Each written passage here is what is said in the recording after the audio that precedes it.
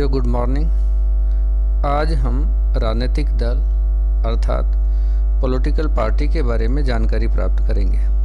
आज हम देखेंगे कि राजनीतिक दल का अर्थ क्या है, प्रकृति क्या है और इसकी प्रमुख विशेषताएं क्या हैं और लोकतंत्र में राजनीतिक दल किस तरह से महत्वपूर्ण हैं। इन सभी बिंदुओं पर विस्तार से चर्चा करेंगे। सबसे पहले हम देखें कि राजनीतिक दल क्या होते हैं, राजनीतिक दल किन्हें कहा जाता है और इनकी आवश्यकता क्यों होती है।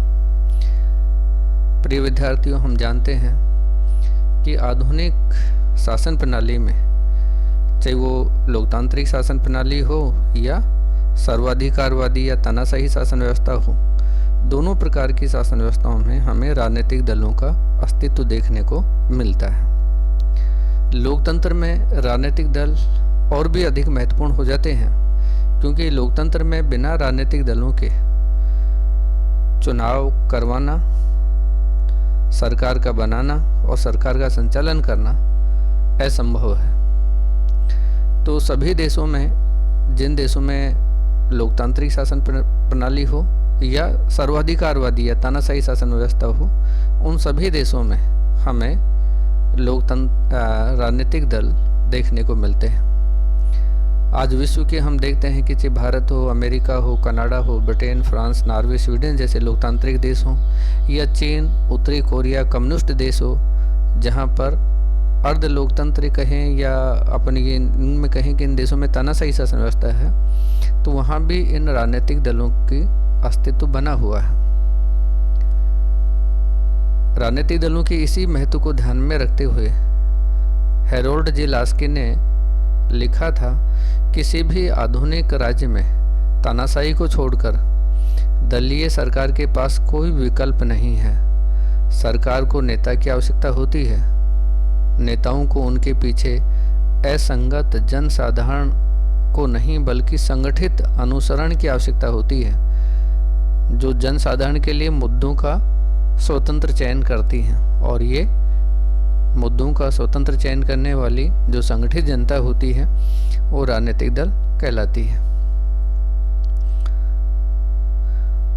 राजनीतिक दलों के अर्थ के बारे में अपन जानने का प्रयास करेंगे कि राजनीतिक दल किसे कहा जाता है और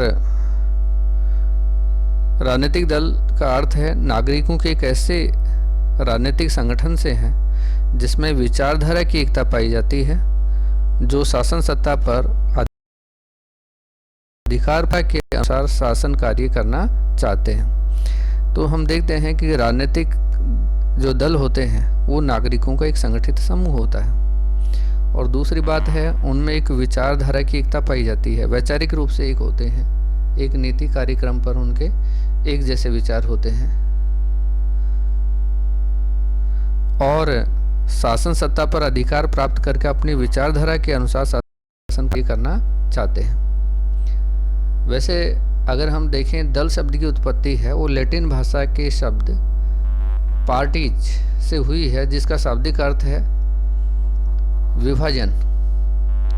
इसलिए दल समाज में विभिन्न हितों व विचारधाराओं वाले वर्गों में पारस्परिक विभाजन के परिणाम स्वरूप उदित हुए हैं। और समाज में चूंकि अलग अलग लोगों की अलग अलग विचारधाराएं होती हैं, अलग अलग तरह की सोच होती है, कार्य प्रणाली होती है, तो एक जैसे समान विचार वाले व्यक्ति एक जगह संगठित होते हैं। अपने विचारों, चूंकि जिस व्यक्ति जिस विचारधारा से संबंध रखता है वो उसी को लागू करना चाहता है, उसी को अच्छा मानता है, उसी के अनुसार जीना चाहता है, उसी के अनुसार चाहता है कि शासन चले, तो वो अपने विचारधारा के आधार पर ऐसे लोग संगठित हो जाते हैं और जो अपनी बात को जनता के सामने रखकर लोकतंत्र में और जनता से सरकार बनाने की अपील करते हैं। यदि हम राजनीतिक दलों की परिभाषाओं पर विचार करें तो सबसे पहले हम गिलक्रिस्ट के शब्दों में कह सकते हैं कि एक राजनीतिक दल की परिभाषा इस प्रकार की जा सकती है कि यह नागरिकों के उस संगठित समूह को कहते हैं जो राजनीतिक रूप से एक विचार के हों और जो एक राजनीतिक इकाई के रूप में कार्य करके शासन पर नियंत्रण करना चाहते हैं। तो गिलक्रिस्ट ने अपनी परिभाषा में दो बातें महत्वपूर्ण कही हैं। एक तो कही है उन्होंने कि नागरिकों का एक संगठित समूह है जो राजनीतिक रूप से एक विचार के होते हैं, और दूसरी बात ये कही है कि वो एक राजनीतिक इकाई के रूप में कार्य करते हुए शासन पर नियंत्रण करना चाहते हैं। इसी तरह से लिकाक ने भी ये कहा है कि राजनीतिक दल से हमारा अभिप्राय नागरिकों के उस न्यून अधिक संगठित समूह से है जो एक राजनीतिक इकाई के रूप में कार्य करते हैं, सार्वजनिक प्रश्नों पर उनके विचार समान होते हैं और वह एक सामान्य उद्देश्य की पूर्ति के लिए मतदान की शक्ति का प्रयोग करके सरकार पर अपना आधिपत्य जमाना चाहते हैं। तो लिकाक ने भी मुख्य रूप से इस बात पर दिया है कि भाई उनका एक संगठित समूह होना चाहिए। ये संगठित न्यून भी हो सकता है और अधिक भी हो सकता है, और एक राजनीतिक इकाई के रूप में कार्य करने के इनके एक कार्य करते हैं, और सार्वजनिक प्रश्नों पर उनके विचार एक जैसे होते हैं, और अपने इन सामान्य उद्देश्यों की पूर्ति के लिए मतदान की शक्ति का प्रयोग कर सरकार पर अपना आधिपत्य जमाना चाहते हैं। तो ये उन्होंने कहा है। हम वर्ग की परिभाषा लेते हैं। राजनीतिक दल ऐसे लोगों का समूह होता है जो किसी सिद्धांत के आधार पर जिस पर वे एक मत हो अपने सामूहिक प्रयत्नों द्वारा जनता के हित में कार्य करने के लिए एकता में बंधे हों। ये थोड़ा सा मिस्टेक है प्रिंट, अपन यहाँ इसको प्रयत्नों,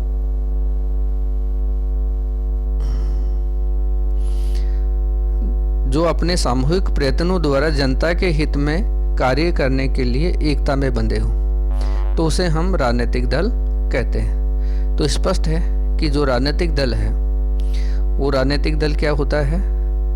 ऐसे लोगों का समूह होता है जो किसी सिद्धांत के आधार पर जिस पर वे एक मत हो अपने सामूहिक प्रयत्नों द्वारा जनता के हित में कार्य करने के लिए एकता में बंधे हों, उसे हम राजनीतिक दल कहते हैं।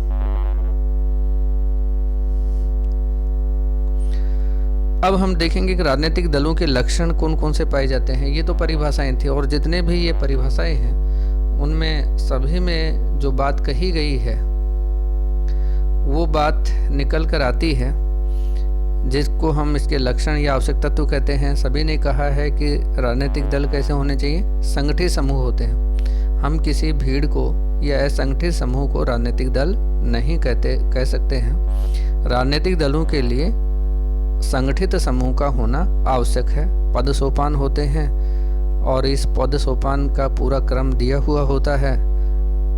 निम्न स्तर से लेकर उच्च स्तर तक विभिन्न पदाधिकारी होते हैं जो राजनीतिक दल की बागडोर संभालते हैं, और इस तरह से ये नागरिकों का एक संगठित समूह होता है। जो दूसरी महत्वपूर्ण बात इन परिभाषाओं में उभर कर सामने आई है वो ये आई है कि विचारधारा की एकता पाई जाती है। राजनीतिक दल होते हैं वो उनमें विचारधारा की एकता, यानी जो इसके सदस्य होते हैं उनमें एक जैसी विचार के मानने वाले लोग होते हैं। राजनीतिक रूप से देश के शासन से संबंधित, देश की आर्थिक सामाजिक राजनीतिक परिस्थितियों से संबंधित उनके विचारों में एकता पाई जाती है, और इस विचारधारा के आधार पर ही वो एकजुट होते हैं, संगठित होते हैं और अपनी इस विचारधारा को प्राप्त करना चाहते हैं, और इस विचारधारा को शासन सत्ता पर अधिकार करके लागू करना चाहते हैं। तो इस तरह से उनमें विचारधारा की एकता पाई जाती है। इसके अतिरिक्त शांतिपूर्ण एवं संवैधानिक साधनों में विश्वास। नागरिकों का संगठित समूह भी हो गया, विचारधारा की एकता भी होगी, लेकिन इन विचारधारा को लागू भी करना चाहते हैं। लेकिन लागू करने के लिए वो हिंसा या क्रांति का सहारा नहीं लेते हैं, बल्कि संवैधानिक साधनों में विश्वास करते हैं। शांतिपूर्ण तरीके से इन अपनी विचारधारा को लागू करने का प्रयास करते हैं। तो शांतिपूर्ण एवं संवैधानिक साधनों में विश्वास होना बहुत ज़रूरी है, ये राजनीतिक दलों में पाया जाता है। शासन पर नियंत्रण करने की इच्छा। जो भी राजनीतिक दल होता है उसका प्रमुख और मुख्य लक्ष्य ये होता है कि शासन सत्ता पर नियंत्रण स्थापित किया जाए, और इसके लिए जैसे कि मैंने पहले बताया कि शांतिपूर्ण एवं संवैधानिक साधनों में विश्वास करते हैं, चुनाव में प्रचार प्रसार करते हैं, जनता को अपने पक्ष में मतदान करने के लिए प्रेरित करते हैं, और इस तरह से शासन पर नियंत्रण स्थापित कर वो अपनी विचारधारा को लागू करना चाहते हैं। तो शासन पर नियंत्रण करने की इच्छा उनमें रहती है।